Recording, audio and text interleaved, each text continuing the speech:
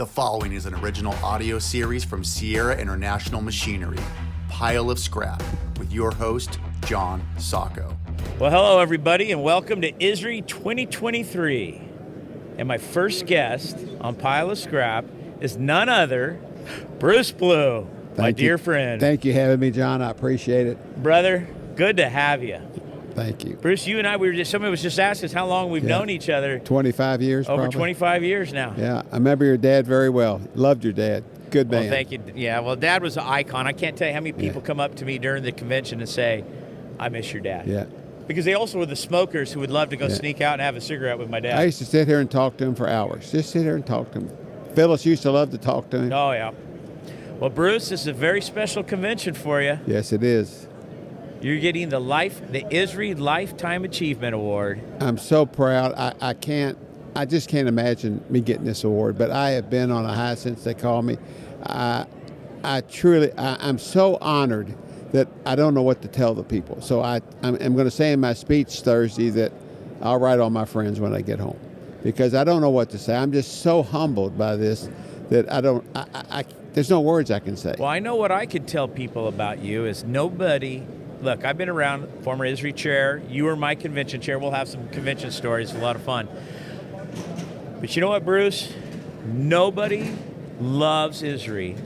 Nobody put their heart and soul into it more than you. Thank you. Nobody. That's true. You love this stuff. Yeah. I remember when I resigned, and Phyllis said to me, "Are you crazy? That's the only thing you care about is ISRI." And then Robin didn't accept my resignation, so I stayed. You know what, Brucey?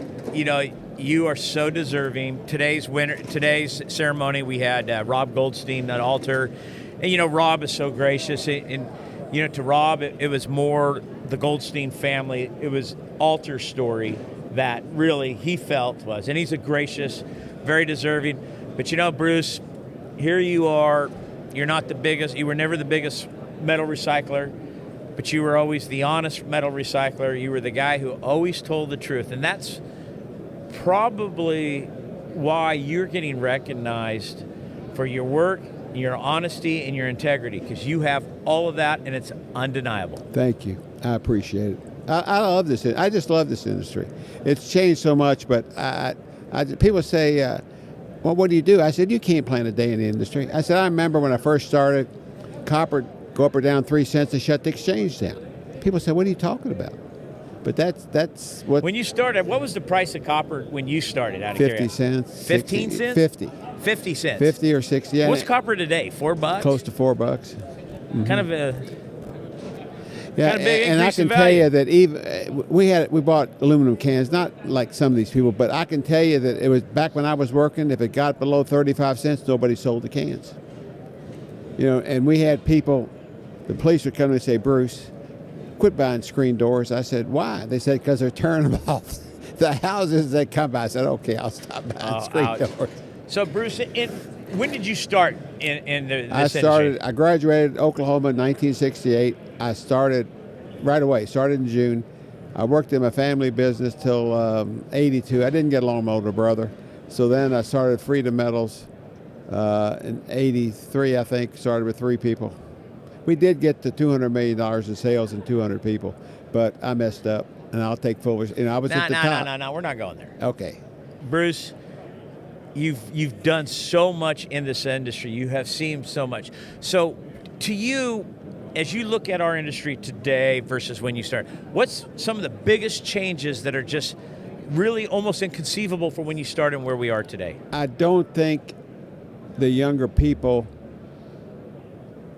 enjoy working for ISRI as much. I mean, when we worked, we'd work all day in meetings, and I'm bringing this up in my talk. We'd yell and argue all day at meetings. At nighttime, we were all friends because we worked for the betterment of ISRI, not our own companies, and that's very, very hard to do.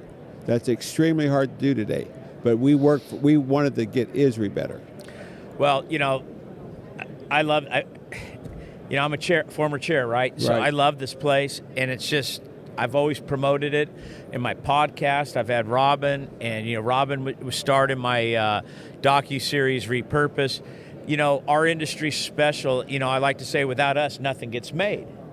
And I think we need to keep spreading the word. Yeah, I've told... What I want to know from you, what is the hesitation for other people, other companies, to start spreading this word? I don't know. I've told people, everybody I see, I said, watch John Sacco. He explains what we do to, I shouldn't say common person, but the person knows nothing about recycling. He takes a product, I think a washing machine was one, and says, you know how this is built? It comes from scrap and recycled iron. Yeah, recycled iron. Nobody can. Yeah, I shouldn't say scrap. Excuse me. Nobody can understand that, but he does it in a way. And I try to tell ISRI that, and they don't. I mean, other people advertise like you do, because you started it, but they don't. And it's very nice. They show pretty pictures, but you explain what recycling is. And I think I say in my speech, I'm not sure. If it wasn't for recycling, we'd be back in the Stone Age. Well, without our industry, like I say, without us, we're here on the convention floor, and you look at all the steel, all the aluminum and copper that's into this equipment on this showroom floor. Where'd it come from? Where's it coming from? Yeah, It's just that basic, isn't it? Yeah. All right, so let's besides getting the Lifetime Achievement Award, which is the pinnacle, absolutely, of your experience in here. Tell us some of your favorite moments here at ISRI, some of the stuff that you've done that will always stay with you, to be memorable. That's a good question, John. I can tell you one. When you were chair, I think you all were fighting with another shear manufacturer. I'm not going to talk about it. They were coming throwing paper on the floor. So you said, would you please go take care of it? So I took a chair, I put it between the two booths, and I said, it wasn't you all. I said, stop it now. They said, what are you going to do? He said, I'm going to throw your ass out of here.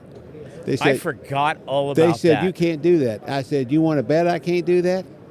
I said, stop doing it. Stop doing it now. I said, even though John Sacco is probably my best friend at ISRI, he's been my best friend for the day I've met him, I said, I'm working for ISRI now.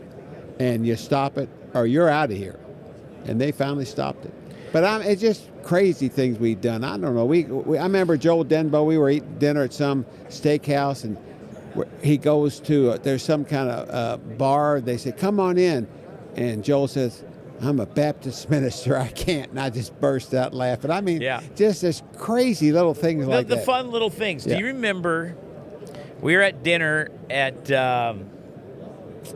it's close. It was a steakhouse in D.C., and the Secretary of Humans, HHS, came in with this absolutely gorgeous. We'll keep him nameless. Yeah. When his wife comes in, sits down, and I'm looking. I'm the only one who has a view of this. They're sitting at the table, and I tell you guys at the table, and all of a sudden, in unison, all of you looked over, and he was looking right at us right at that time.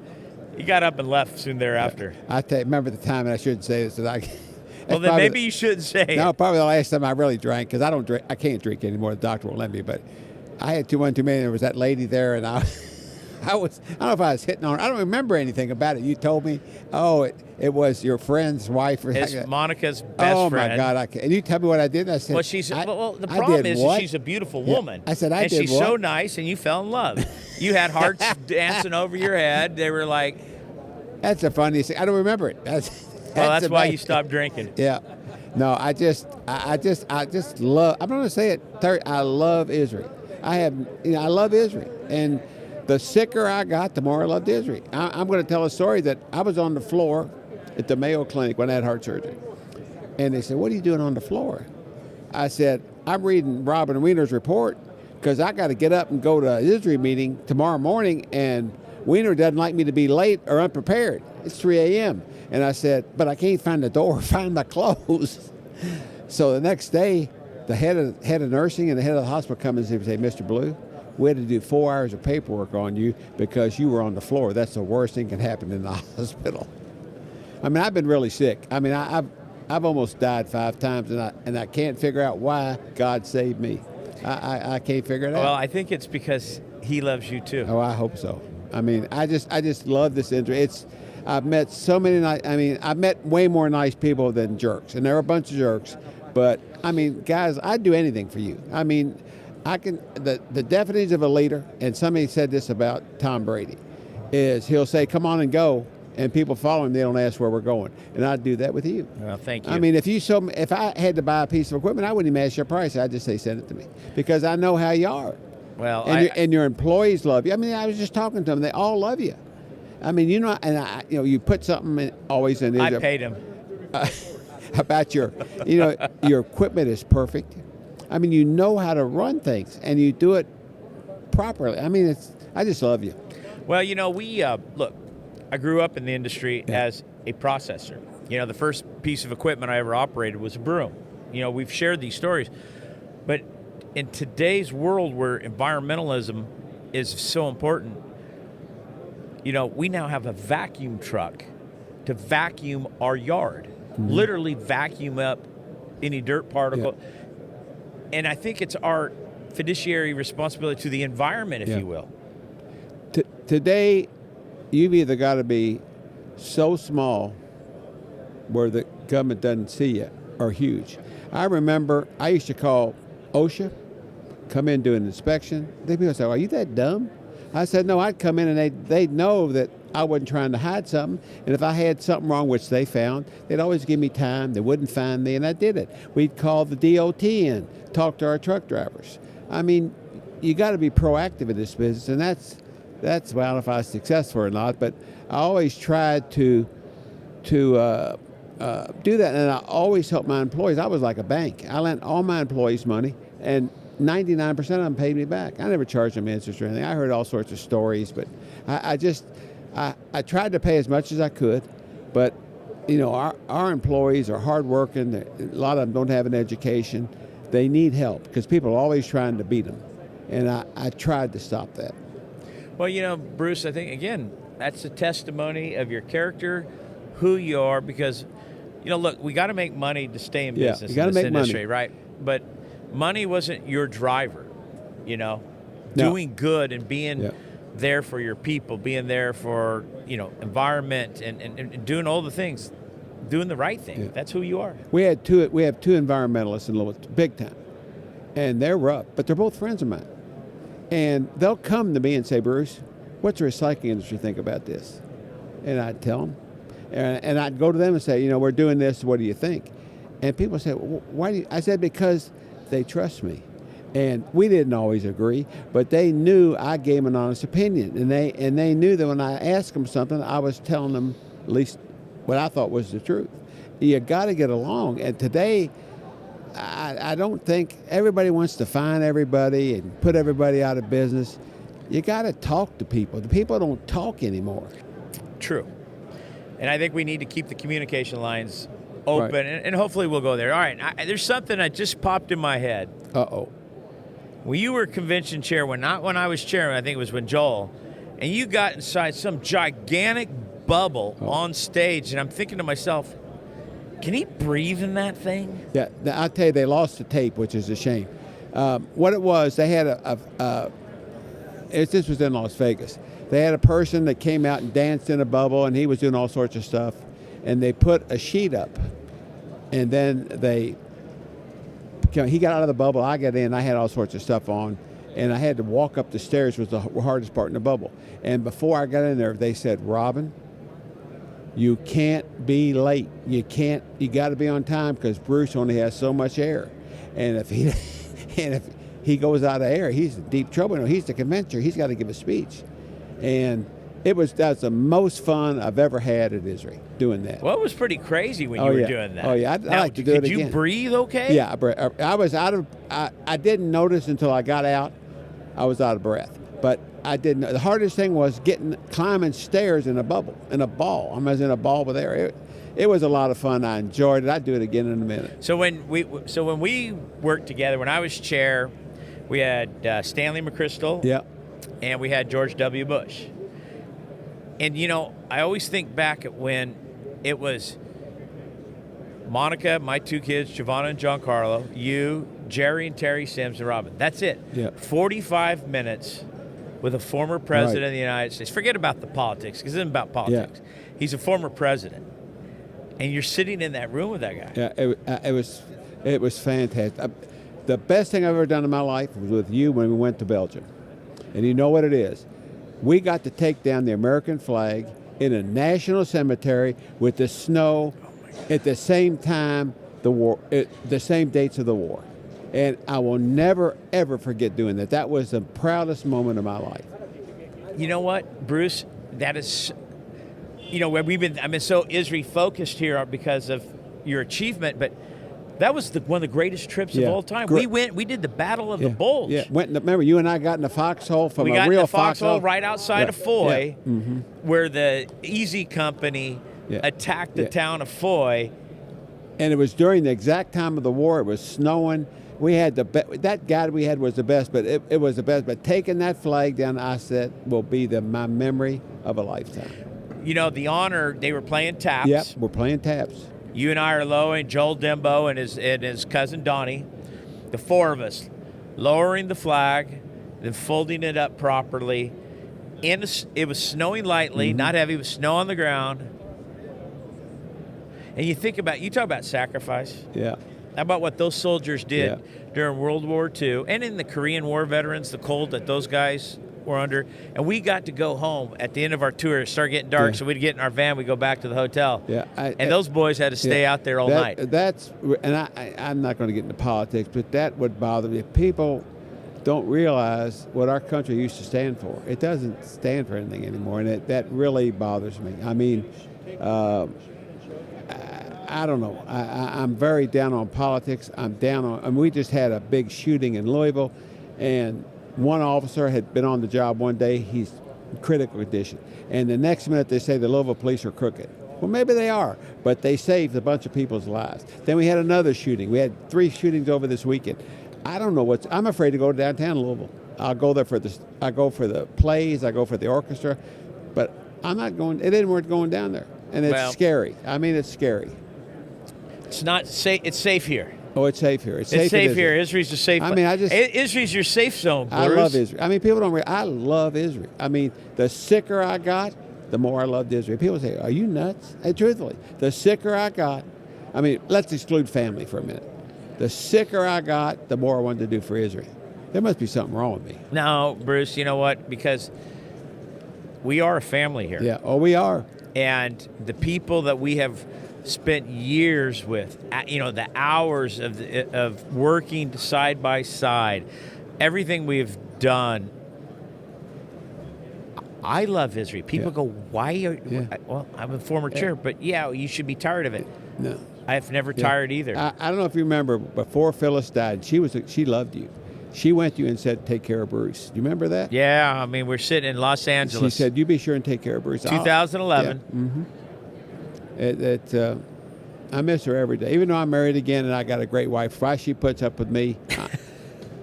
I was going to say this Thursday, I don't know if I have time, that they say, how you meet? I said, well, she picked me up. And she said, no, you wrote me love letters. And I said, you think Bruce writes love letters? Yeah, Bruce. Yeah, I know what your love letters are like.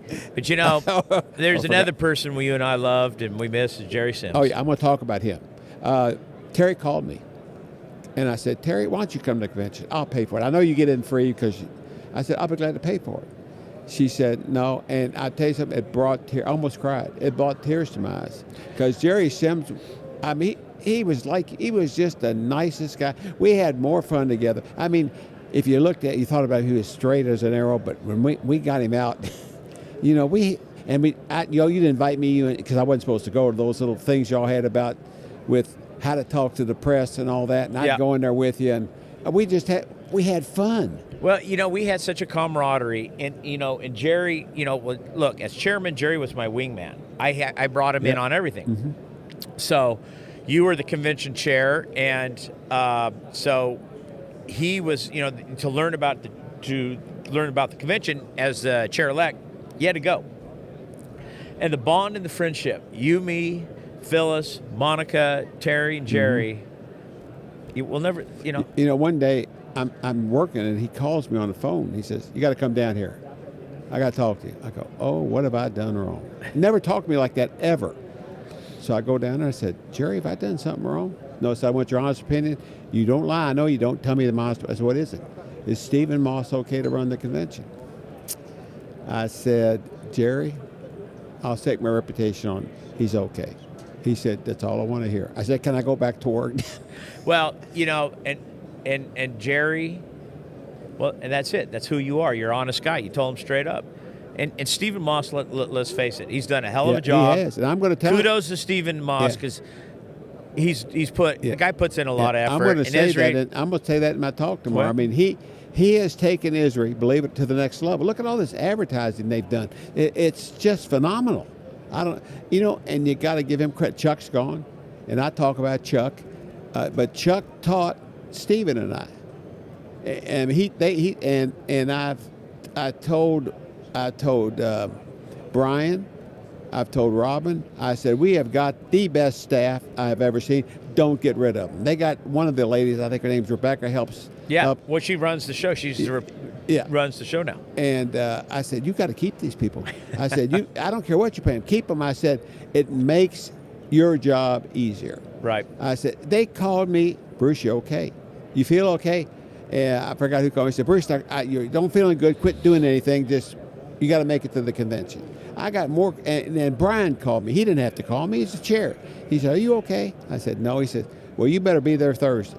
So don't do anything stupid till you get there. After Thursday. Well, you look good. I appreciate it. I know you've gone through some issues. Yeah. I mean, it's like last night. I didn't come down here.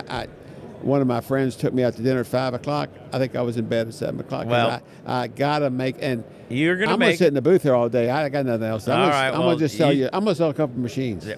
I love it. Well, Bruce, listen, we're going to bring this in for a landing. That's fine. John, I want to tell you something. You're my best friend at ISRI, and I love you very much. Well, Brucey, I love you too, Yeah. and it's a real love. Nobody's more deserving. I'm so proud to call you my friend. Thank you. So proud of this lifetime achievement that you're going to be getting.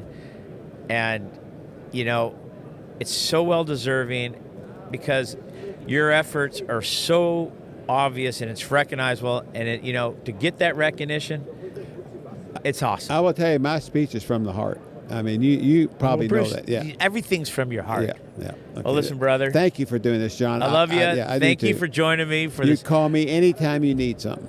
And you do the Okay. same. Thank you. Thanks All right, again. brother. Take care. Love you. All right, mate. And that's it for another episode of Pile of Scrap at ISRI 2023 Convention. This has been a Sierra International Machinery original audio series. Thanks for listening. Please share this podcast and make sure to subscribe.